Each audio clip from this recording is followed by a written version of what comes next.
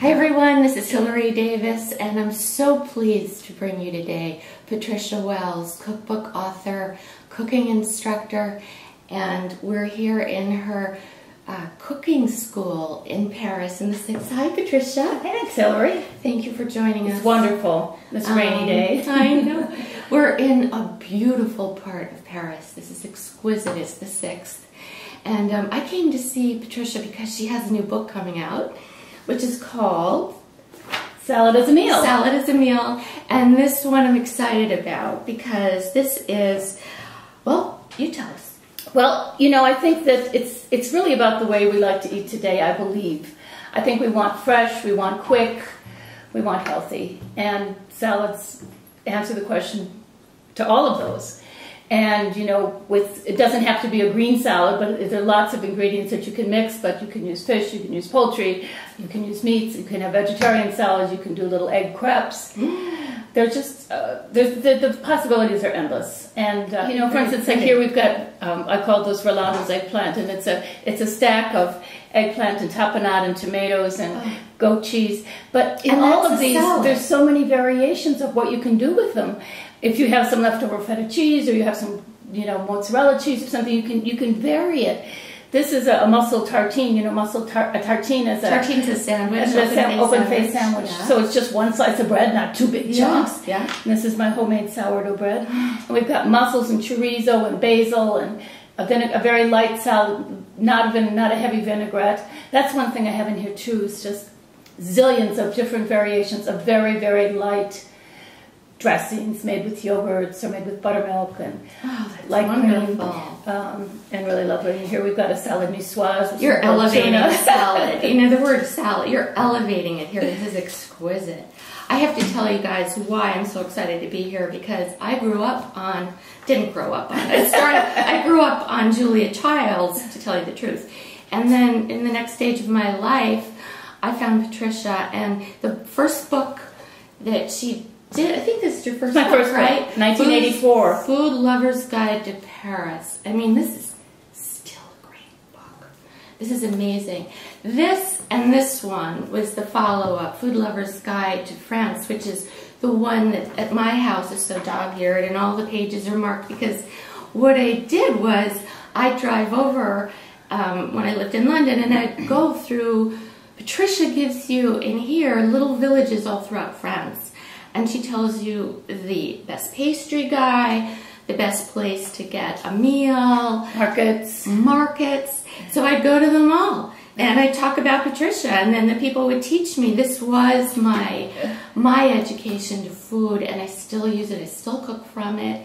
And as we talked about, Chez Tante Paulette. Right. In Lyon, no longer she's not there anymore. Well, I think she was 87 when I wrote about her 27 years ago. From this book, that was my great love. I can't remember what I bought next. Which one was your next one? Next was Bistro Cooking. Bistro. This is fabulous. And I remember you have a lot of salad composé in here. I do, yes. I did a lot of them. They were very classic good. bistro recipes. And of course the wintry beef daubes and choucroute. And you had a tarte citron, I think. Yes. You can tell I love this. And then I think the next one is this. No, after that was trattoria, which oh my goodness, we don't have here. Trattoria, I have it at home. But I do have it somewhere here. Oh, she has written 13 books. And you can buy all of them on her wonderful website. They're just amazing. This is the Paris cookbook. This I also have. I've cooked from it. Wow. And then how did you arrive in France? And how did you come to have all the knowledge to know to do these incredible books? Because I think this group of cookbooks is some of the best of anyone writing. Well, you're very sweet. No, it is. And you can see the progression. Well, I knew from the time I was in 3rd grade that I wanted to be a journalist. And so I followed the straight and narrow path, and I studied journalism at the University of Wisconsin. And my first job out of college was at the Washington Post, which I moved there the week of the Watergate break-in and was working on the culture desk. And in 1976, I moved to the New York Times and became a food reporter. And in 1980, my husband and I moved to Paris, thinking we'd stay for 2 years, and now it's been 31 years So I came with the idea of writing the Food Lover's Guide to Paris. You did. And I went to all the top food editors in New York City, and one after the other just said, "Oh, well, Patricia, that's a very nice idea, but it'll never sell." But finally, Peter Workman in 1982 said, "That's a great idea." And we just started off. I'd already done a lot of the research because I'd done articles in the New York Times almost every Sunday on various things, bakeries of Paris, boulangeries, or pastry shops, and bistros, and so on. So I had a lot of material. And of course, I was very young then, and after I did Paris, I thought, well, of course I have to do the rest of France, not realizing that, you know, if I needed to do a fact check, I just couldn't, it wasn't just getting on the metro. Well, I read almost every article in the International Herald Tribune for years. 27 years I was restaurant critic. 27 years. Yeah, and now I'm kind of doing a little criticism on my blog. You are, because I had so much fun. Yes, I think yesterday you went to Yum Cha, and it was on her blog. Yeah. Great reason to get to know Patricia's website, and I'm going to put links on this video for you so you can enjoy it. But she has a great website. She has a blog where you can read about where she's eating and what she ate, cooking and what I'm cooking, and all the classes coming up. And she has loads of pictures, and she has a store.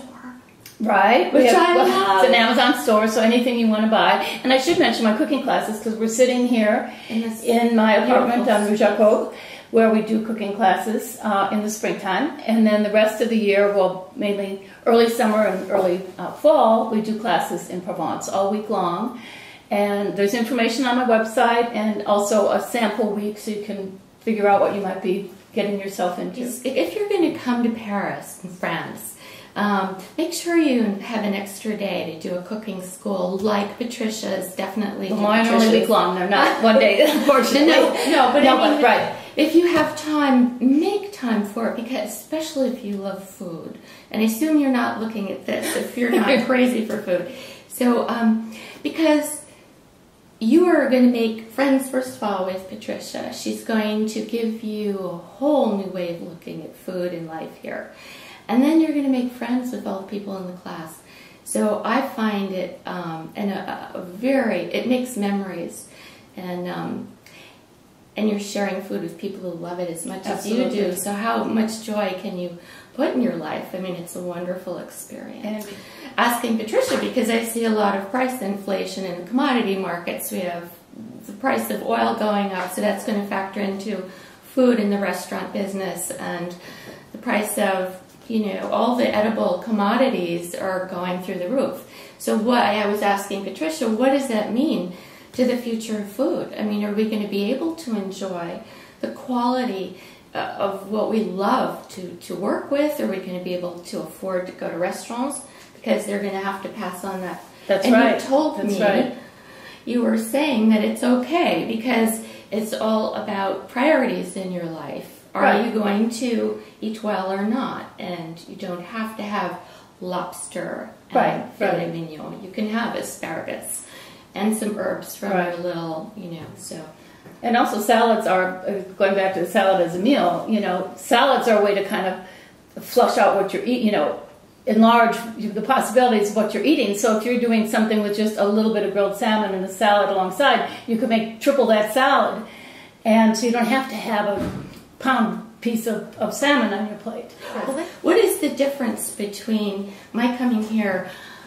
I'm in love with it now, so I want to come to the one in Paris, but then I lived in the south of France and my heart wants to go back. So Patricia has it at her home in south of France or in this beautiful apartment in Paris. Well, part of it is seasonal because I do my classes in Paris in the spring.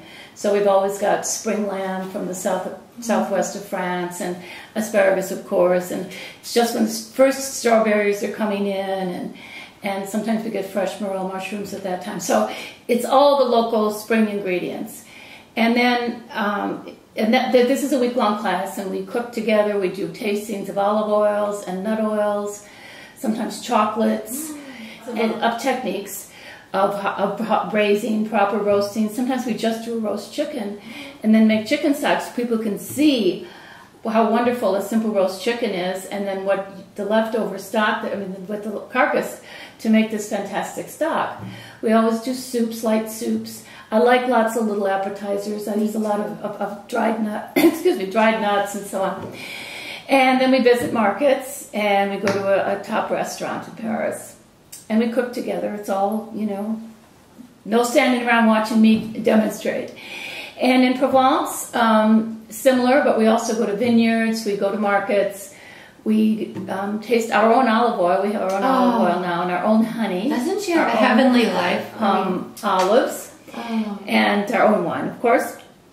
And so we visit all of that. And in Provence, I do have a very large vegetable garden and lots of fruits and herbs. So most times people are going out to one of my students once said, it sure is a lot more fun going to the garden to start to cook than going to the refrigerator. So she learned right. And so we do, I'd say 60 to 75% of what we eat during the summer in Provence comes from the garden. Okay, I have to do this because I have 2 more days in Paris. So excuse me, but I'm going to ask, where should I eat? What's your favorite place to eat? One place I love is Bistro Paul Bert. Paulbert on Rue Paul Bert in the 11th arrondissement. And I like to say it's an old-fashioned bistro with kind of not modern techniques, but it's just really, the old-timey bistros didn't always use the freshest because there wasn't always the freshest as there is today. And it's just a wonderful elbow-to-elbow place, and the food is fabulous. They always have, and this time of year they'll probably have some game. They'll start having some black truffles. They always have wonderful fish. Their scallops are fabulous. They do a roasted scallops in the shell that are really great. And that's just one of my favorite places. And if you have time to go to Robuchon's Atelier, and that's because I know you said you were eating by yourself every now and then. It's a great place to go by yourself because you're sitting on a stool and you're always either talking to the waiters or so on and so forth. I just spent the whole morning there in the kitchen. What were you doing? Well, they had a whole roasted lamb the other night when I was there, and I said, I've got to see how you do this. And they do it on a rotisserie. And in fact, the chef is going to give me one of the lambs to take to Provence and cook in my bread oven. And I'm very excited because I got the recipe, which I'll put in my next book for sure. He does a carpaccio of dorade, like porgy. You could use scallops. You could use any kind of really ultra fresh fish. And they slice it paper thin, and they top it with just the right amount of lime juice and espelette pepper from the southwest of France, a little bit of fleur de sel, a little grated zest of lime, and it is one of the best. I could eat it every day. And they put it on these beautiful plates that are round, but they have a little square center. So the square center is filled with the fish, and it's delicious. The art of the table with the art of the food. And it's so simple. Amazing. Amazing how simple it is. And you did a book with him. Yes, Simply French. That was which really is right here. Well, I did two. I did the Atelier of Joël Robuchon. Oh, look, here we got scallops. And that must have been a wonderful experience. It really was. What he did here was very interesting. Is he took 5 ingredients and 5 chefs, and each one of them did a recipe with those 5 ingredients. And it's in here. Yes. Oh, I've got to get this one. It's the only one I don't have. You have to join me in enjoying these books and enjoying Patricia. These are all on her website. I am going to give you all the links at the end of this, and it will be on my blog, on YouTube. So you're all over the place. Thank you, Patricia. Thank you. This was great. It was a pleasure. Thanks a lot. Bye. Bye. And here's a quick peek at Patricia Wells Cooking School in Paris.